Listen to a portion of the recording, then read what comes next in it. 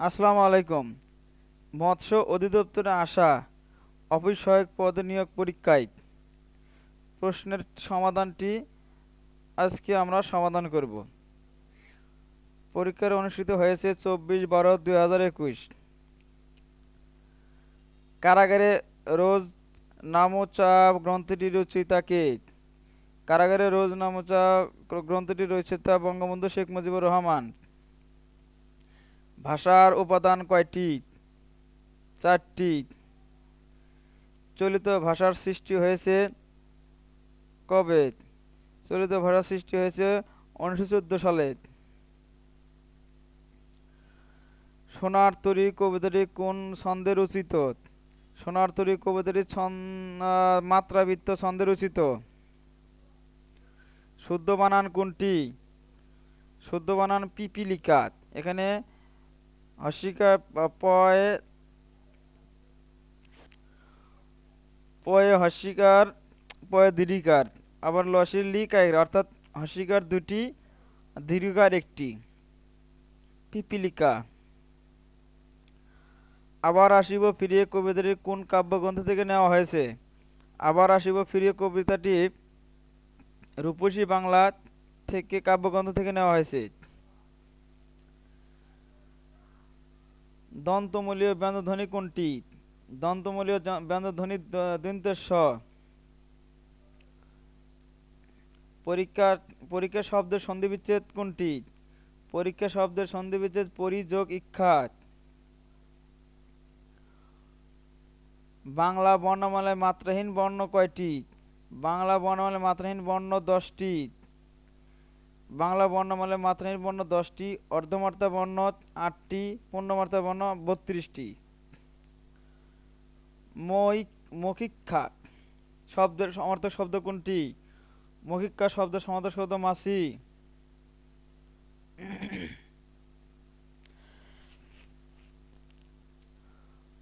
বাংলা ভাষায় পুরুষ কত প্রকার?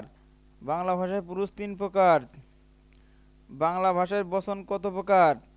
বাংলা ভাষায় বচন 2 প্রকার। কোনটি কোকিল শব্দের প্রতিশব্দ নয়?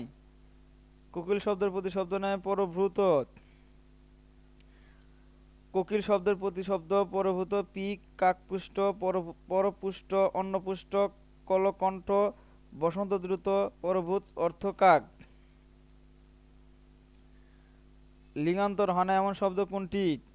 লিঙ্গান্তর হয় না কবিরাজ। এছাড়া লিঙ্গান্তর হয় না এমন শব্দ যেমন কবিরাজ, যোদ্ধা, ঢাকি, কৃতদার, অকৃতদার, পুরোহিত, কেরানি, রাষ্ট্রপতি, প্রধানমন্ত্রী, সরকার, পীর, দরবেশ, মাওলানা, যোদ্ধা, সেনাপতি, দলপতি, বিচারপতি, জিন, জামাতা ইত্যাদি। নদ নদীর শিক্ষক শিক্ষিকা, ননদ দেবর। ঐতিহাসিক 7ই মার্চের ভাষণের সময়কাল কত মিনিট? ঐতিহাসিক 7ই মার্চের ভাষণের সময়কাল 19 minute.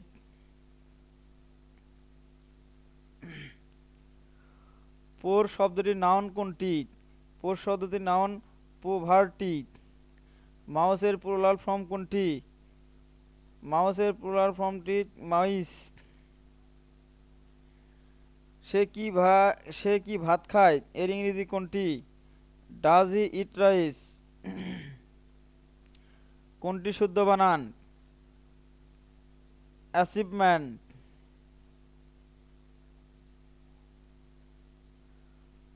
Dash room is very neatly made, fill in the blank. The room is very neatly made, fill in the blank. I count dash your help, fill in the blank. I count on your help. Which is possessive adjective? Our. Which is on is ground, Ziran. Who is on is Ziran. এখানে জিরান speaking. All at once এর অর্থ suddenly, হঠাৎ। Which is the antonym of village, এখানে ভিলেজের antonym হবে urban. 1 থেকে 99 পর্যন্ত সংখ্যার যোগফল কত? এখানে 1 থেকে 99 পর্যন্ত সংখ্যার যোগফল 4950। এখানে আমরা সংখ্যাটি এভাবে বের করতে পারি। 1 থেকে 99 সংখ্যাটি আমাদের কয়টি সংখ্যা, অর্থাৎ এই যোগফল বের করার নিয়ম প্রথম সংখ্যা। এখানে আমাদের প্রথম সংখ্যা কত? 1। এই 1 শেষ সংখ্যা কত আমাদের? 99। তার মানে 1 যোগ 99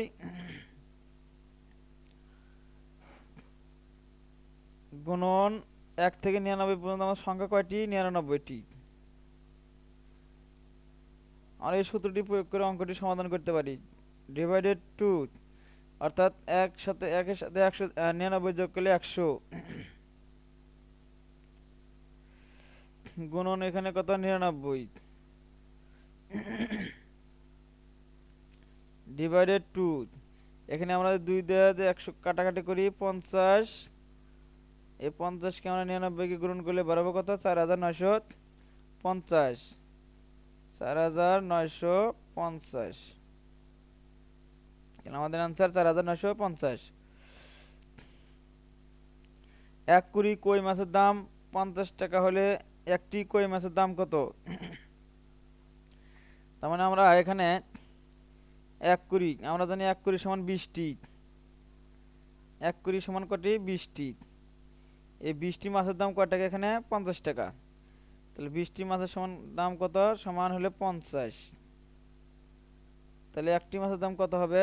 একটি মাছ সমান 50 ভাগ হলো কত? 20। 0 0 কেটে যাবে এখানে। আমাদের आंसर বরাবর কত? 2.50, অর্থাৎ 2.50। আমাদের 2.50 টাকা। 0.001 গুণন 0.01 গুণন 0.001। এখানে আমরা সমাধানটি কিভাবে করতে পারি? এখানে দেখবো আমাদের কি দেওয়া আছে। এখানে দশমিকের পরে কয়টি ঘর? 1 2 3। এখানে দশমিকের পরে 1 2 3, হ্যাঁ সরি 1 2, এবং এটা এখানে 0 1 2 3, অর্থাৎ এখানে 3টি, এখানে 2টি, এখানে 3টি। তা যেভাবে থাক এই গুণনগুলো আমরা সহজে করতে পারি। কেমনে? প্রথমে দেখবো এখানে যা আমরা সব দশমিকগুলো উঠায় দিব। উঠায় দেওয়ার পরে আমরা থাকবো কি এখানে 1 1 1। তার মানে আমাদের সবগুলো দশমিকের বা শূন্য সব সংখ্যাগুলো আমরা উঠায় দেই। এখানে সংখ্যা থাকবে কয়টি? এখানে আমরা সংখ্যাটা যদি গুণন করি, আমরা দশমিক সব দশমিক উঠায় দেব। কেমন? সব দশমিক বা খালি শুধুমাত্র সংখ্যাগুলোকে গুণন করবো। তাহলে এখানে সংখ্যা কয়টা আছে? 1 1 1। তার মানে আমাদের সংখ্যাগুলো গুণ করি 1 গুণন 1 গুণন 1। যে কোনো সংখ্যাগুলো আমার এই দশমিকের সংখ্যাগুলো যদি গুণ করতে বলে বা ওইটার যদি কোনো প্রশ্ন আসে, আমরা অবশ্যই সবগুলি সংখ্যাগুলো দশমিক তুলে দিয়ে শুধু সংখ্যাগুলিকে গুণন করব। তাহলে 1 এর সাথে 1 গুণন করলে একই হয় আমাদের। তো 1 লিখলাম। তাহলে আমরা এখানে দেখব যে এই 1 এর এই দশমিকের পরে কয়টি সংখ্যা আছে? 1 2 3। এটার পরে কয়টি? 1 2 দুইটি। তাহলে 1 2 3 4 5 6 7 8। তার মানে আমার দশমিকের পরে প্রত্যেকটি সংখ্যা যোগ করে দেখলাম কয়টি সংখ্যা পেলাম? 8টি। তা 8টির মধ্যে আমাদের গুণন করে সংখ্যাটি কত পেলে? 1। তাহলে আমাদের অবশ্যই দশমিকের পরে কয়টি ঘর আনবা? কয়টি সংখ্যা আনবা? 8টি। তাহলে 1 একটি একের ঘর, মানে একটি সংখ্যা আছে 2 3 4 5 6 7। তাহলে কটা দেখলাম আমরা? 3 দিয়ে 5 5 আর 3 8। তাহলে আমাদের এখানে কটা হলো? 1 2 3 4 5 6 7। এই যে আরেকটি শূন্য দিয়ে আমাদের 8 ঘর পূর্ণ করলাম। আবার দশমিক দিলাম। দশমিক দেওয়ার পরে আমাদের এখানে কত বসবে? শূন্য। তার মানে আমাদের অ্যান্সার হবে 0.00000001। তাহলে কয়টি শূন্য আমাদের এখানে? 1 2 3 4 5 6 7, 7টি শূন্য 1। তার মানে আমাদের এখানে অ্যান্সার কত আছে? এই যে গ নাম্বার, 1 2 3 4 5 6 7 8, তার মানে আমাদের এর সাথে মিলে গেছে। তার মানে আমাদের অ্যান্সার কত? গ নাম্বার, অর্থাৎ 0.00000001। এইভাবে আমরা যে কোনো দশমিকের সংখ্যার গুণনগুলো আমরা সমাধান করতে পারি। নিচের ভগ্নাংশগুলোর মধ্যে কোনটি বৃহত্তর? এখানে নিচের ভগ্নাংশের মধ্যে কোনটি বৃহত্তম? তো এখানে আমরা কেমনে বুঝবো যে এর মধ্যে বৃহত্তম কোনটি আর ক্ষুদ্রতম কোনটি? তা দেখ, আমরা বৃহত্তম সংখ্যাটি বুঝতে হলে এর মধ্যে আমরা নির্ণয় করতে হলে এখানে অ্যান্সার কত? ক নাম্বার, অর্থাৎ এখানে আমাদের এটা বৃহত্তম সংখ্যা। তাহলে এখানে বৃহত্তম ভগ্নাংশ, তো এখানে আমরা এই ভগ্নাংশটি কেমনে নির্ণয় করব বৃহত্তম? এখানে প্রথম সংখ্যা কত আছে? 1/4। তো আমরা 1/4টি লিখে নিব। এখানে আমরা 1/4টি যদি লিখে নেই, 1/4। এখানে আমরা দ্বিতীয় সংখ্যা কত দেওয়া আছে? 1/12, অর্থাৎ আমরা কি করব? 1/, অর্থাৎ 1/12 সংখ্যাটি লিখব। লেখার পরে আমরা আর গুণন করব, অর্থাৎ এই দিক গুণন আর এই দিক গুণন। তাহলে আমরা এই দিক গুণনগুলো কত পাই? এই পাশের সংখ্যা কত পাবো? এমনিভাবে আবার দ্বিতীয় ভগ্নাংশ দুটি উঠায় নিব। এখানে দ্বিতীয় ভগ্নাংশ 1/16 গুণন এখানে 1/20। এখানে এই দুইটি আমরা মাল্টিপ্লাই করবো, অর্থাৎ এদিকে মাল্টিপ্লাই করে দেখবো যে কোনটা বড় আর এখানে কোনটা বড়। এখানে দেখবো কি বড় আছে আমাদের? 12কে 12, 4কে 4, আর এখানে 20 আর 16। এখানে দেখবো এই দুইটা আমাদের তুলনা করবো কোনটা এখানে কোনটা বড় হলো আমাদের। অর্থাৎ এখানে আমরা যখন গুণন করব, এইদিকে গুণন করে এখানেই বসাবো, এদিক গুণন করে এখানেই বসাবো। এখানে আমরা কি করবো? এদিকে গুণন করে এখানেই বসাবো, প্রশ্নটি এখানে গুণন করে এখানেই বসাবো। অর্থাৎ গুণন করে যে লবের উপরে ওই সংখ্যার উপরে আমরা মান বসাবো। অর্থাৎ এখানে 20 বড়, এখানে 16 ছোট হয়ে গেল। এখানে আবার এখানে আমাদের 12 বড়, এখানে 4 ছোট। তার মানে আমাদের সংখ্যার এখানে এটা বড়, এখানে এইটা বড়। তাহলে এই দুটির মধ্যে আমরা তুলনা করবো কোনটা বড়। এই দুটো তো এমনি ছোট হয়ে গেল আমাদের। তাহলে আমাদের 12-র মান কত? এখানে 12-র ভগ্নাংশ কোনটি? 1/4, অর্থাৎ 1/4 গুণন এখানে 20-এর ভগ্নাংশ কোনটি? 1/16। অর্থাৎ এই দুটিকে আমরা গুণ করে দেবো কোনটি বড় হয়। এদিক গুণ করলে কত হয় আমাদের? কত হয় আমাদের? 4। এদিক গুণ করলে 4 × 4, আর এদিক গুণ করলে আমাদের কত হবে? 4।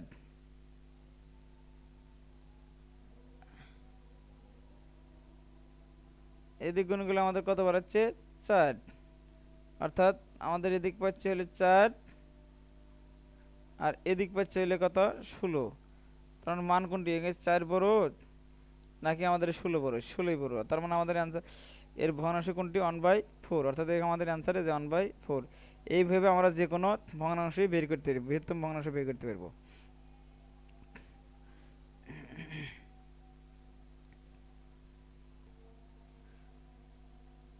তিন, 4 ও 5-এর লসাগু কত?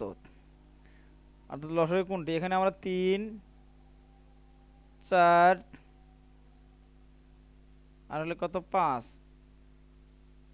এই তিনটি সংখ্যার লসাগু বের করতে হলে আমাদের এখানে দেখতে হবে যে এইভাবে দেখতে হবে যে কোনো এই দুইটি সংখ্যা একবারে ভাঙে কিনা। অর্থাৎ এখানে যদি আমরা কোনো সংখ্যাকে 2 দিয়ে ভাঙে না, 3 দিয়ে ভাঙে না, অর্থাৎ কোনো সংখ্যা দিয়ে ভাঙতেছে না। অর্থাৎ এখানে আমাদের লসাগু হবে কত? 3 × 4, 3 4 12, 5 বরং 60। এখানে আমাদের লসাগু কত হবে? 60। যেহেতু আমাদের এর নিজে এক ছাড়া দ্বিতীয় কোনো উৎপাদক নাই, এই জন্য আমাদের সবগুলি সংখ্যা গুণন করতে হবে, তার মানে আমাদের কত 60। নিচের কোনটি মৌলিক সংখ্যা?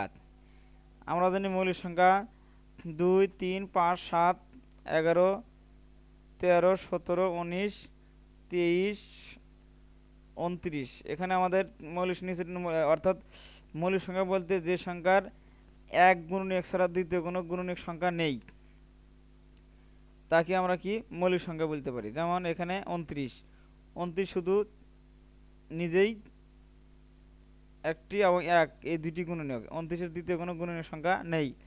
যেমন 27 এখানে আছে 3 নং 27, এটাকে আমরা ভাঙতে পারি 3 11 33, এটাকে ভাঙতে পারি 7 7 49, এটাকে আমরা ভাঙতে পারি। এই জন্য এগুলি মৌলিক সংখ্যা নয়। কিন্তু 29 কোনো ভাঙার কোনো সংখ্যা নাই এক ব্যতীত, এই জন্য আমাদের মৌলিক সংখ্যা কোনটি এখানে কোনটি 29। 3 4 ও 5-এর গসাগু কত? এখানে আমরা কি করেছিলাম, এখানে 3 4 5-এর লসাগু, এখানে আবার কি দিয়েছে আমাদের গসাগু। তাহলে এই সংখ্যাগুলো আমরা গসাগু বের করতে হলে কি করব,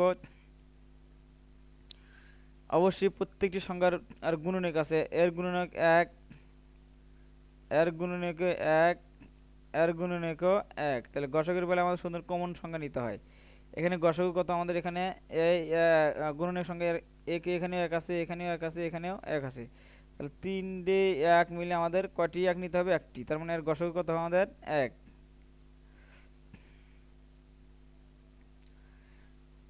রেখার বৈশিষ্ট্য কোনটি? রেখার বৈশিষ্ট্য কেবল দৈর্ঘ্য আছে।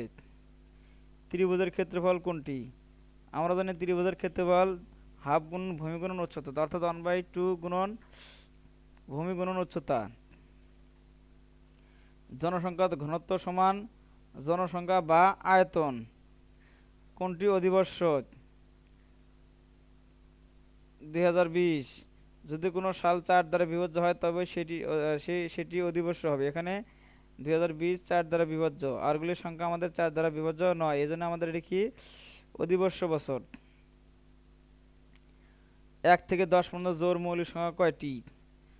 অর্থাৎ আমরা জানি মৌলিক সংখ্যাগুলি কোটি 2 3 5 7 9, সরি 9 হবে না, আমাদের 9টি মৌলিক সংখ্যা 9।